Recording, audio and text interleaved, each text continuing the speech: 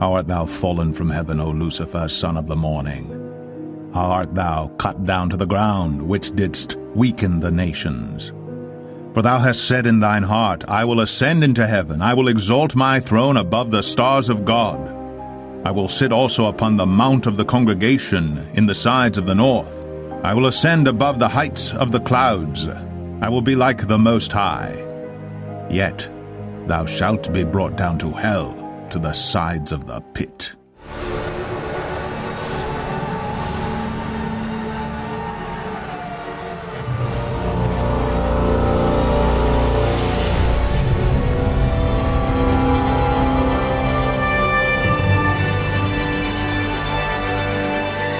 Tonight we're telling the story about how Birmingham is connecting us with every corner of the world and with one another.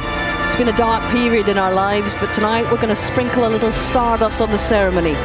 The death of a star in the outer universe and the shards of light from its demise are heading straight for us.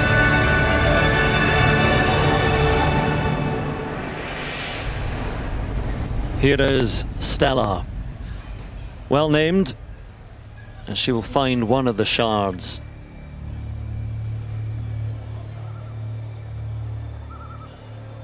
Now, I'm no Brian Cox, but I'm told that the death of a star can trigger the birth of other stars, and I reckon this one is going to do just that.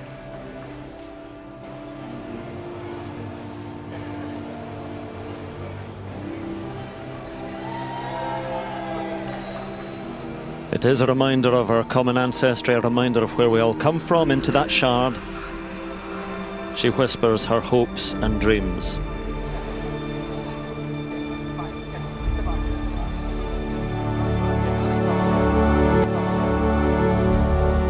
In times of darkness, we carry a dream of light that calls us all together.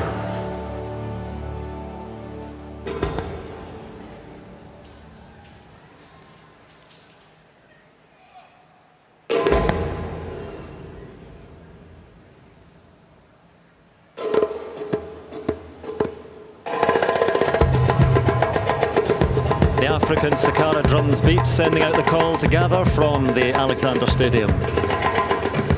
Choreographed with percussionist Abraham Paddy Teddy, that's him at the top of the tower. Birmingham's Tower of Babel, or Tower of Birmingham if you like, it rises out of the city's canal waters and towpaths. There are around 35 miles of canals here. Its waterways a key part of the development in the Industrial Revolution.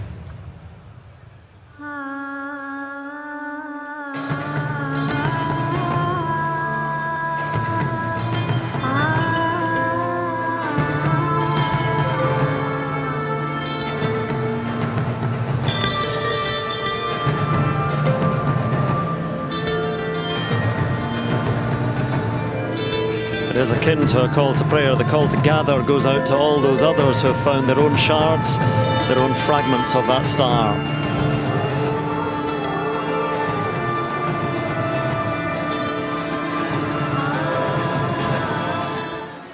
And when Joshua heard the noise of the people as they shouted, he said unto Moses, There is a noise of war in the camp.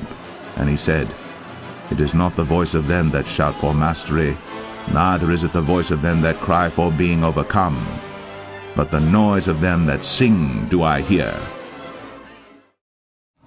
Now, stand by for the arrival of my star of the show. The biggest load of Brummy bull you have ever seen.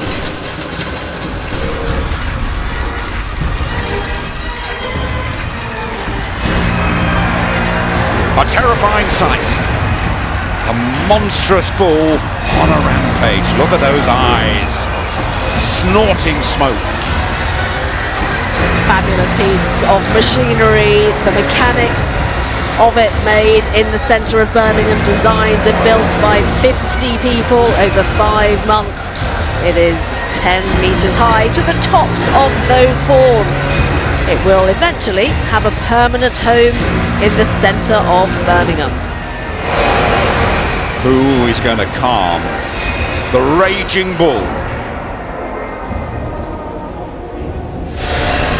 One person who we've grown very familiar with. It's Stella. And instead of running away, Stella calms the bull. Certainly one of the most striking images of the show so far. It's a very How to Train Your Dragon moment. This is Stella offers friendship and compassion to tame the beast. Stella and our athlete dreamers call for a moment of reflection and of light, as she and the bull call for a moment of reconciliation. All is stilled.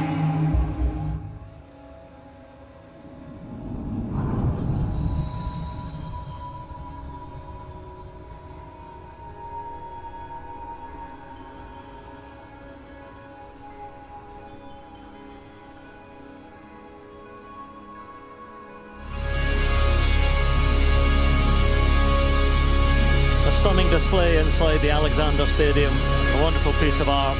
As Hazel said, it will be in the city of Birmingham in the centre. We combine, blend and bind as one.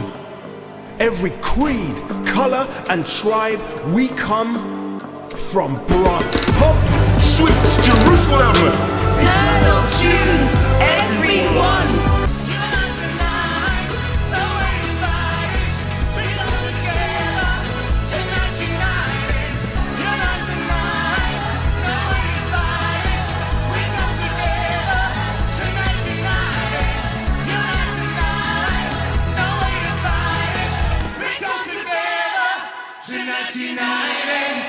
From the Birmingham Royal Ballet, Elmhurst School. And that is the distinct sound of Tony Iommi from Black Sabbath. Tony Iommi from Black Sabbath, the guitarist from the city of Birmingham. A very proud Brummie too, very popular character. And quite simply, Tony Iommi, one of the greatest guitarists of all time.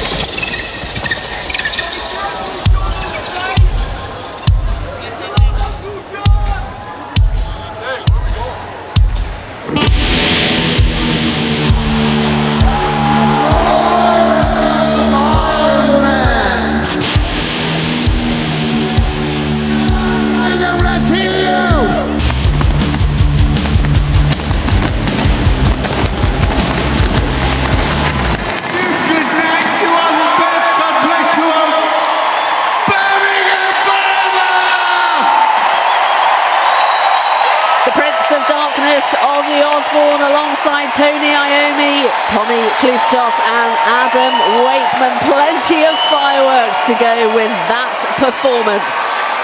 What a closing ceremony it has been, and what a games it has been.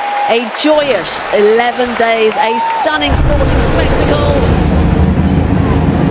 The Brummie Ball, though, undoubtedly the symbol of the games. Huge. Behold, ye trust in lying words that cannot profit.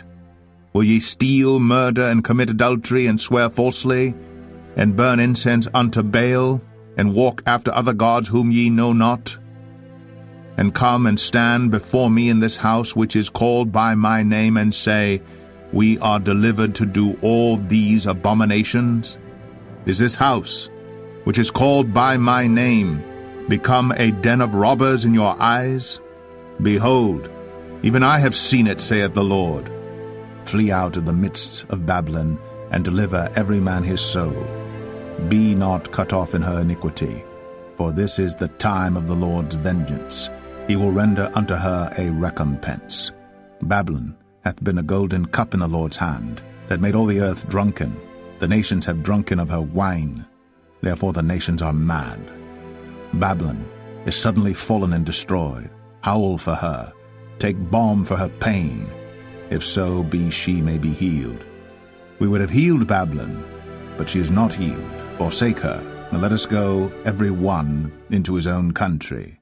And I saw another angel fly in the midst of heaven, having the everlasting gospel to preach unto them that dwell on the earth, and to every nation and kindred and tongue and people, saying with a loud voice, Fear God, and give glory to him, for the hour of his judgment is come, and worship him that made heaven and earth and the sea and the fountains of waters.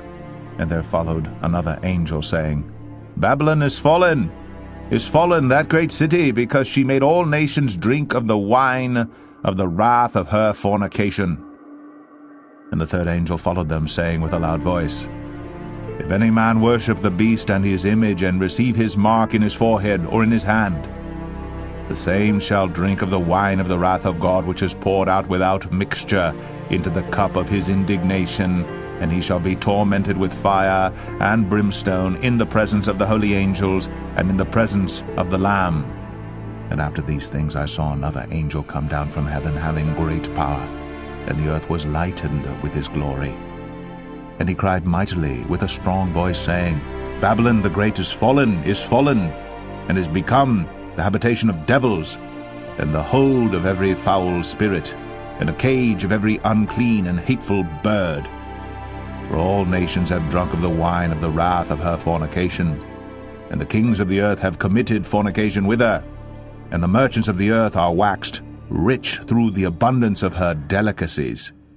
And I heard another voice from heaven saying, Come out of her, my people, that ye be not partakers of her sins, and that ye receive not of her plagues. For her sins have reached unto heaven, and God hath remembered her iniquities.